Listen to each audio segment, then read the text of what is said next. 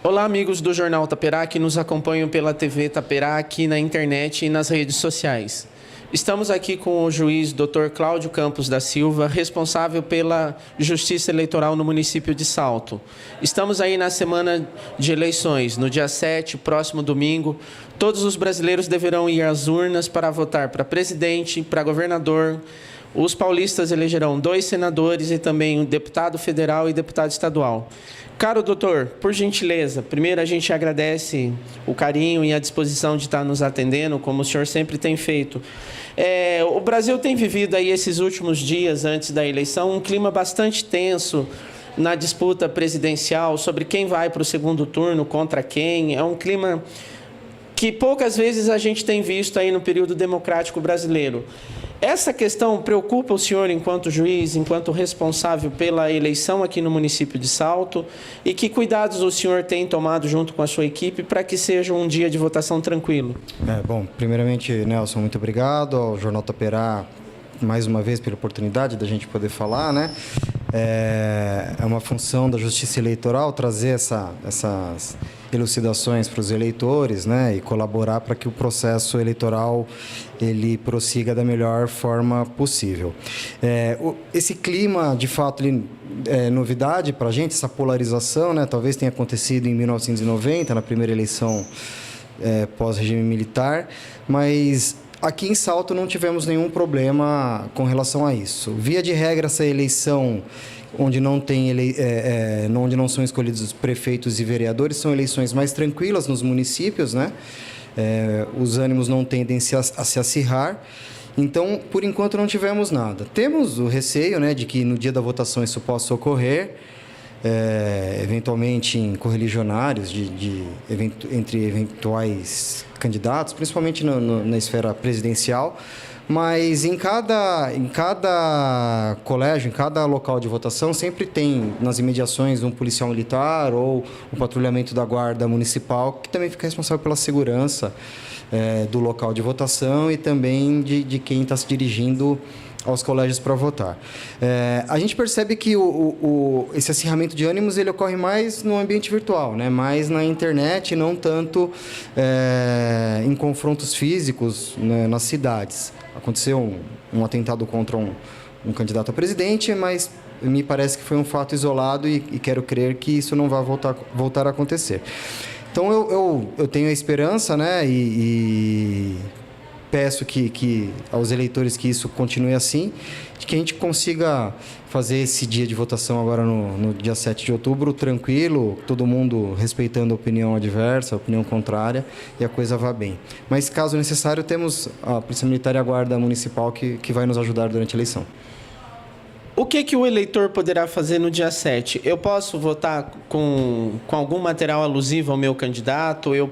Qual que é a dica que o senhor dá para que o eleitor cumpra o seu papel de cidadão com tranquilidade no dia 7? O eleitor, a pessoa que vai fazer a votação, ele pode colocar a camiseta do candidato dele, ir ao local de votação, fazer o voto e sair do local de votação. O que ele não pode é fazer uma propaganda, estimular outras pessoas dentro do local de votação, nem mesmo em volta do local de votação, a aderir àquele candidato que ele defende. Então, se o eleitor coloca a camiseta dele, entra no colégio, vota e vai embora para casa dele, ou mesmo se ele tem um adesivo, uma bandeira no carro dele, isso não tem problema nenhum. Agora, se ele deliberadamente coloca a camiseta do candidato, vai até o local de votação, aborda outras pessoas, tenta convencer a pessoa a votar no candidato dele, dá material de votação do candidato dele, deixa o veículo dele parado nas imediações da escola com imagens, bandeiras ou qualquer placa referente ao candidato que ele apoia, isso não pode. Eu já passei uma orientação até para a Polícia Militar, né, aqui na cidade, de que, caso seja constatado algum veículo em volta dos colégios deliberadamente estacionado com propaganda de algum candidato e que não seja de uma pessoa que simplesmente foi até o local para votar e logo em seguida retire, a orientação é que esse veículo seja guinchado e levado para o pátio, porque isso configura uma propaganda irregular. Bandeira, a pessoa não pode entrar portando bandeira porque isso é uma medida de segurança. segurança, porque não tenha nenhum confronto, nada dentro do colégio. Mas essa manifestação silenciosa e pacífica, ela é garantida e pode ser feita. Os fiscais dos partidos, eles não vão poder usar um uniforme padronizado. Eles estarão identificados apenas pelos crachás, não vão poder usar camiseta de candidato, camiseta de partido, né? Isso esse ano foi alterado em relação à eleição passada, onde eles poderiam usar esse material padronizado. Então, esse ano eles não podem.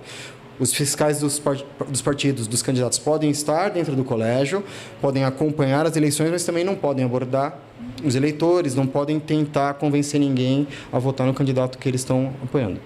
Nós vamos ter lei seca nessa eleição? Não, já não teve desde 2014, se eu não me engano, não tem mais esse impedimento, que era uma regra bem antiga e deixou de existir.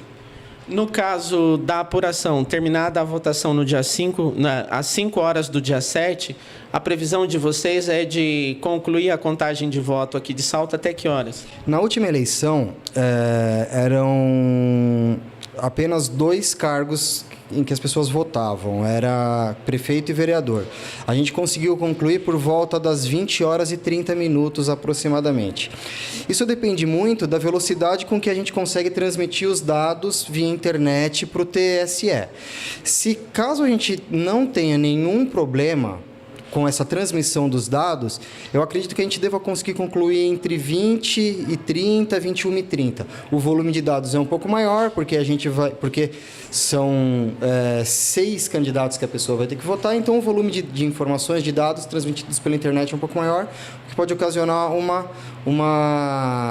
demora um pouco maior. Mas eu acredito que entre 20 e 30, 21 e 30, a gente já conseguiu concluir aqui em Salto a transmissão de dados e a apuração. Qual foi a recomendação que a Justiça Eleitoral tem dado aos 8 candidatos de Salto que disputam cargos na Assembleia e também no Congresso? A recomendação é que cada um se reúna no local onde desejar, não vai precisar vir aqui no cartório. Qual é a recomendação? Não tem necessidade de vir ao cartório, né? Eles são livres para se reunir com seus correligionários, nos seus comitês, livremente, não tem problema nenhum. O cartório eleitoral fica aberto durante a apuração, mas a gente fica trabalhando, então não tem como a gente colocar as pessoas aqui dentro. Talvez a gente consiga colocar na parte do fundo, a gente ainda vai depender de verba para poder fazer a alocação, um telão para poder transmitir essa apuração de votos, mas eu acredito que não haja esse interesse dessa vez, porque isso é muito comum quando tem a votação municipal, candidatos a vereadores e também para prefeito. As pessoas acabam acompanhando aqui, né, os representantes dos partidos. Eu não sei se esse ano a gente vai conseguir, porque ainda depende de aprovação de verba para conseguir fazer essa alocação.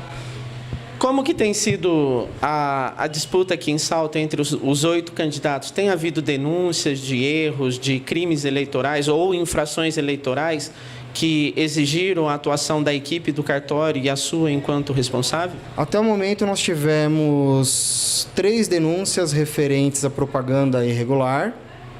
As 2 denúncias foram apuradas, uma já foi descartada de pronto, porque com a imagem que foi enviada a gente pôde constatar que era uma propaganda regular.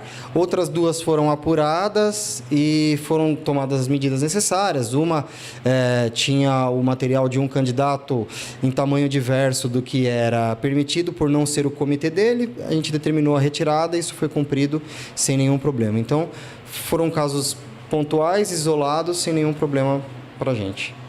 A logística de vocês, da Justiça Eleitoral, prevê que vocês vão enviar as urnas a partir de quando para os locais de votação? As urnas saem daqui do cartório na véspera, no sábado, marcamos por volta das 7h30 da manhã, para carregar os ônibus que vão levar essas urnas. Devendo concluir o carregamento dos ônibus por volta das 8h30, o momento que deve sair daqui do cartório. Com escolta da Polícia Militar, da Guarda também. Elas são deixadas em cada local de votação. Em cada local de votação permanece um policial militar fazendo a guarda dessas urnas para garantir que ninguém tenha acesso a elas, até o dia seguinte, no momento em que as escolas são abertas para a votação. Durante a noite, quem cuida da guarda das urnas é a Guarda Municipal, um revezamento entre a Polícia Militar e a Guarda. Então, eu acredito que por volta, antes do horário do almoço do sábado, as urnas já estejam nos colégios onde ocorrerão as votações. Doutor, para a gente encerrar, a gente tem visto, principalmente no meio digital, na internet, nas redes sociais, muita gente falando de eu sou a favor de ditadura militar, democracia não serve para nada. Na sua opinião profissional e pessoal, é importante o eleitor, no dia 7, ir às urnas e votar? E por que isso é bom para o Brasil, essa democracia? Você me fez até lembrar de uma vez de 6 anos atrás, quando eu fiz uma eleição municipal numa outra comarca que eu era titular, e tinha um clima muito acirrado entre os dois candidatos a prefeito, inclusive com briga entre os correligionários nas ruas, e na antevéspera ia ocorrer uma carreata, né? Iam ocorrer carreatas dos dois candidatos, e aí os chefes das duas campanhas vieram me pedir que eu proibisse ambas as carreatas na cidade, né? E eu falei que eu não ia fazer isso de jeito nenhum, porque a gente vivia num período democrático, as pessoas precisavam aprender a respeitar a opinião dos outros, ainda que seja diversa da nossa.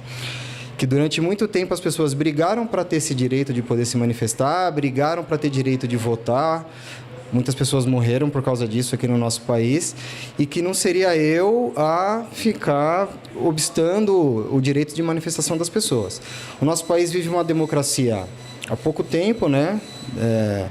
A primeira eleição pós-regime militar presidencial foi em 1990, então 28 anos atrás. Eu acredito que as pessoas ainda não se acostumaram com essa liberdade que o regime democrático confere a elas. Eu acho importantíssimo que as pessoas exerçam o seu direito de voto, né? Escolham seus candidatos de modo consciente, se preocupem com as consequências das escolhas que vão fazer, e também que depois cobrem esses candidatos que eles elegeram de que cumpram seus compromissos firmados durante a campanha eleitoral. A gente só assim vai conseguir fazer o país crescer como uma democracia, e só assim a gente conseguirá fazer um país melhor. Eu costumo dizer que o Estado ele não pode servir como uma babá das pessoas, como um tutor, um curador. A gente não é inimputável, a gente não é incapaz. A gente tem que ter a consciência daquilo que a gente faz e assumirmos as nossas obrigações e as consequências dos nossos atos, né? Quem não vota, depois não pode atribuir aos outros a responsabilidade pela escolha de quem estiver no poder. Então, é obrigação, o voto é uma obrigação, o voto ainda é obrigatório no Brasil, mas também é um direito nosso, principalmente, para que a gente possa escolher as pessoas que vão comandar o país, o Estado, e que vão nos representar durante os próximos 4 anos. Maravilha. Nós da TV Itaperá agradecemos ao Dr. Cláudio e também a todos os funcionários da Justiça Eleitoral, e lembramos que na nossa edição desta sexta-feira no jornal, a nossa edição impressa, todas as informações necessárias para você votar tranquilamente no próximo sábado. Este programa tem um patrocínio da VKN Seguros, protegendo os seus sonhos.